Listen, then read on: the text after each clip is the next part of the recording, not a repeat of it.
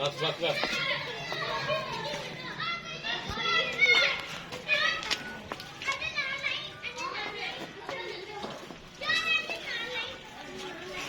जान दो अगे थोड़ा टोरिया ज माड़ा है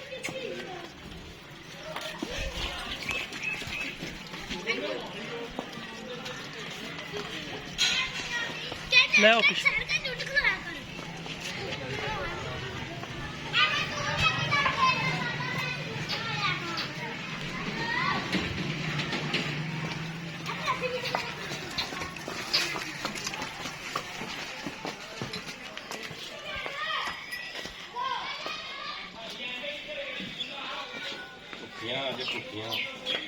थोड़ा मुंह फेरा जरा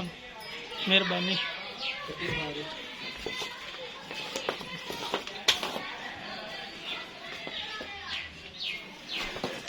बस ठीक